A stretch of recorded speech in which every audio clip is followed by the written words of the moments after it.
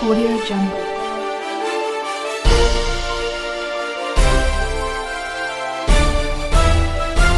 Audio Jungle. इसमें कोई लाग लपेट नहीं है। जिस सरकार के मुखिया के ऊपर आज भी मैं पहले वाजे कर चुका हूं, मेरा ना कोई आइडियोलॉजी है, ना मेरा कोई संगठन है, ना मैं किसी राजनीतिक दल से हूं।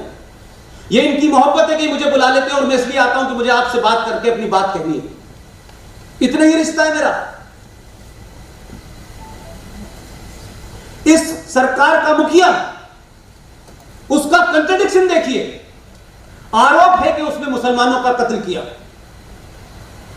जिन मुसलमानों के पास गुजरात से दिल्ली जाने के पैसे नहीं थे, वो अमेरिका पहुंच गए। इसे मत आने दीजिए, ये कातिल है, इसने मुसलमानों का कत्ल किया है।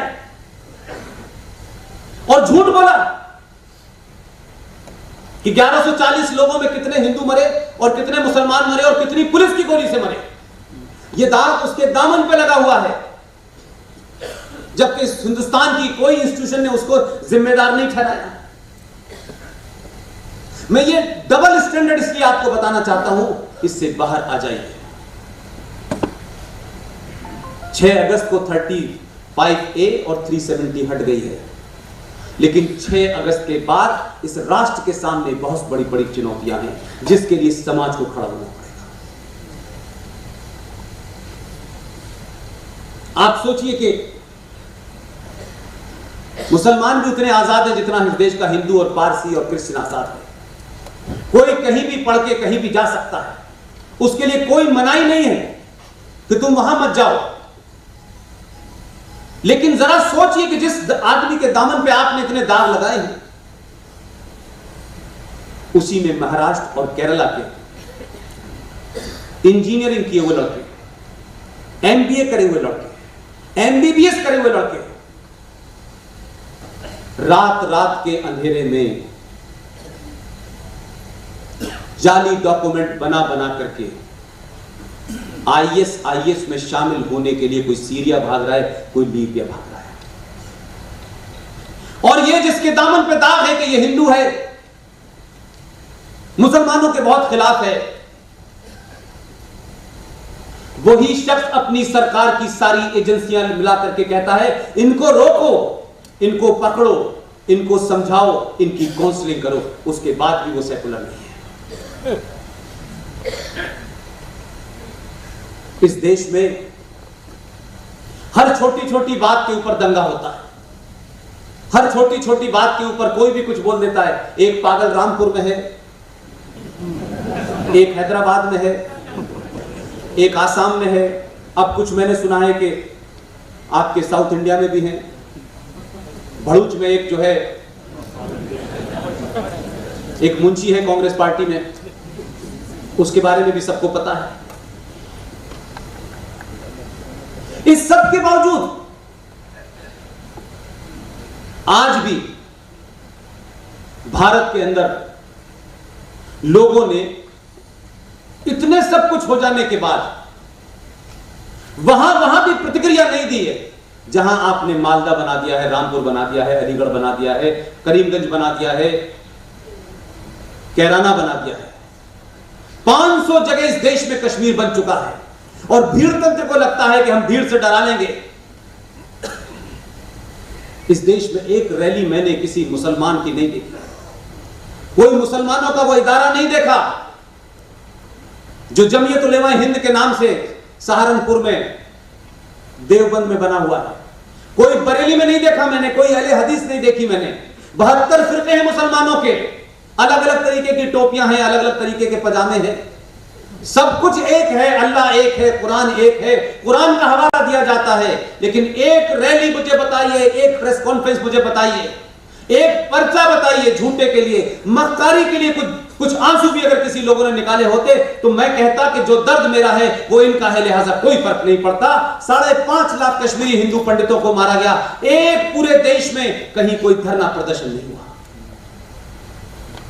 अफसोस मालूम है क्या है? अफसोस यह है कि 1984 में श्रीमती इंदिरा गांधी का कत्ल हुआ। जिन कारणों से हुआ वो छोड़ दीजिए। उसकी प्रतिक्रिया में एक प्रधानमंत्री राष्ट्रीय चैनल पे आता है और पहली बार देश को पता चला कि जनेऊ अंदर नहीं ऊपर पहना जाता है। ऊपर जनेऊ पहन करके जिंदगी में कभी तिलक नहीं लगाया उसने। उस लाख लगाना पड़ा क्योंकि मां मर गई थी, तो ये बताना था कि मैं भी हिंदू हूं, मेरी पत्नी क्रिश्चियन है, उससे कोई फर्क नहीं पड़ा है मेरे ऊपर। और अपने भाषण की पहली लाइन क्या बोलता है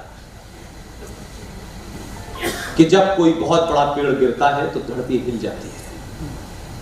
3,500 सिखों को उनकी पगड़ी के कारण मात्र दिल्ली में दौड़ा दौड़ा के मारा।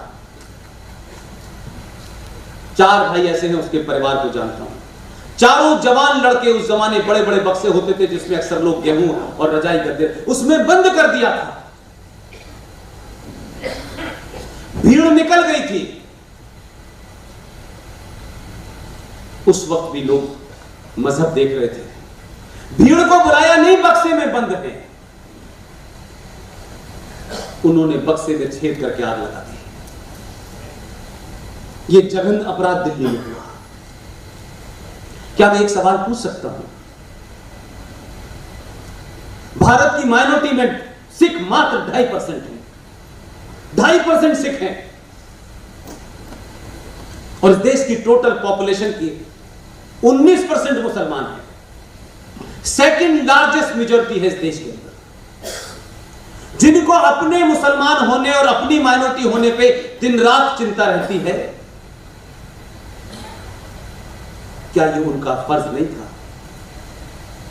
19% माइनॉरिटी, जो मुझे लगता है कि कई सारे इस्लामिक देशों से ज्यादा यहां पॉपुलेशन है। अगर आप हिंदुस्तान की गंगा जमुना तहजीब में यकीन रखते थे और आपको इसका दर्द है कि माइनॉरिटी के साथ अत्याचार जब मेजॉरिटी करती है, तो यह तकलीफ आपको ज्यादा होनी चाहिए थी, क्योंकि उस सिखों के सामने आप माइनॉरिटी में सबसे बड़ी मेजॉरिटी थे। क्या आपको सड़कों पर निकल के नहीं आना चाहिए था? क्या नहीं रोकना चाहिए था जो लोग सिखों को मार रहे थे? एक ऐसी घटना नहीं है। जो दुखदाई घटना है वो मैं जिक्र करने के लिए रेफरेंस दे रहा हूं। एक शख्स, भारत की राजनीति में वो परिवार, इतना पढ़ा लिखा परिवार कि उस परिवार का नाना देश का राष्ट्रपति बनता है। उसके पिता गवर्नर बनते हैं, 20 मंत्रालय उनके पास रहते हैं। आखिर में कर्नाटक के गवर्नर बने और उनकी मृत्यु हो गई। उनका बेटा कांग्रेस पार्टी में है, ऑक्सफोर्ड से, हार्वर्ड से पढ़ के आया है। ये नहीं कह सकते कि भूखा नंगा मुसलमान है, बेचारे को इसको रोजगार नहीं मिला इसलिए इसने हथियार उठा लिया है, इसलिए इसका जहन फिर गया है। ये मक्कारी नहीं चल सकती।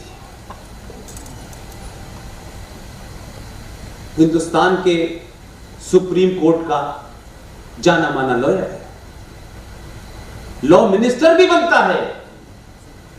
लेकिन 1984 में इंदिरा गांधी के कत्ल के बाद वही शख्स एक किताब लिखता है। उस किताब का नाम है at home in India, the restatement of Indian Muslim. Writer का नाम है सलमान खुर्शीद। उस किताब में एक जगह आधा पन्ना इस पे लिखा जाता है। क्यों नहीं इस किताब को पढ़ने के बाद मुसलमानों ने सलमान खुर्शीद के घर पे पत्थरबाजी की? क्यों नहीं उसके खिलाफ ये कहा कि इस आदमी को कांग्रेस पार्टी से निकाला जाना चाहिए? बल्कि उस कांग्रेस पार्टी ने तो उसको लॉ मिनिस्टर बनाया, उसको कॉमर्स मिनिस्टर बनाया, उसको इज्जत बख्शी। अगर 2002 के लिए एक आदमी पे इतने सवाल हैं तो जरा अपने आईने में शक्ल भी देखो कि आपके ऊपर कितने दाग हैं। उस शख्स ने किताब लिखी और किताब में पूरा एक पैराग्राफ लिखा कि दिल्ली की सड़कों पर जब हिंदू सिखों को मार रहे थे तो इस देश का मुसलमान बड़ा खुश था, बड़ा मुतमईन था, बड़ा सेटिस्फाई था। और उसकी वजह लिखी कि यही वो हिंदू और सिख हैं जिन्होंने 1947 में मुसलमानों को मारा था, बदला बराबर हो गया। अगर ये बात कोई बजरंग दल का आदमी कह देता तो देश में दंगा भड़क जाता, लेकिन वो किताब इस देश में छपी, न तो राष्ट्रवादियों ने पढ़ी, न आम आदमी ने पढ़ी, कि कांग्रेसियों जिस सज्जन कुमार के खिलाफ 1984 के सिखों के खून में रगे हुए हैं, बड़ी मुश्किल से उसको निकाला। लेकिन ये सलमान खुर्शीद किस हैसियत से, जो ऑक्सफोर्ड का पढ़ा हुआ है, जिसकी किताबें बाहर, उसकी किताब का विमोचन बड़ी बड़े अखबारों में लिखा गया, लेकिन ये बात नहीं लिखी गई, क्योंकि ये बात तो हमारे पढ़ने के लिए लिखी गई। तो अफसोस मेरा यह है कि ये पाखंड नहीं चलने वाला है। इस सब पस मंजर में कि इजराइल की गोली चलती है और फलस्तीन के अंदर कोई मुसलमान को लग जाती है, तो यहां मुसलमान मातम करने लगते हैं, सड़कों पर निकल आते हैं। मैं बीबीसी की नौकरी कर रहा था, उस जमाने वहां के प्राइम मिनिस्टर को यहां आना था। मीडिया का एक वर्ग सड़कों पे कहा हम उस नेतन्याहू के खिलाफ जाएंगे, वो भारत की धरती पे कैसे आ सकता है। यानी भारत राष्ट्र को तय नहीं करना कि किसको आना है किसको नहीं आना, कुछ मुसलमानों को तय करना है कि किससे दोस्ती रखनी चाहिए किससे नहीं रखनी चाहिए। आपका झगड़ा है, आप अपना झगड़ा निपटाएं, अरबों का झगड़ा है, अरब निपटा रहे हैं, आपका अरबों से क्या संबंध है। आपकी पहली प्रायोरिटी होनी चाहिए देश के हित में क्या है, देश की सरकार जो कर रही है आपको उसके सच में खड़ा होना चाहिए। ये कौन तय करेगा इस देश के अंदर के हमें इजराइल से संबंध रखने चाहिए कि बांग्लादेश से नहीं रखने चाहिए कि पाकिस्तान से रखने चाहिए। ये बात कभी आपने पाकिस्तान के लिए नहीं कही कि पाकिस्तान जैसा देश जिसने हजारों मुसलमानों को यहां मारा, हजारों हिंदुओं को मारा, उसके साथ किसी किस्म का संबंध नहीं रखा जाना चाहिए। इसके लिए मुसलमानों ने कोई रैली निकाली?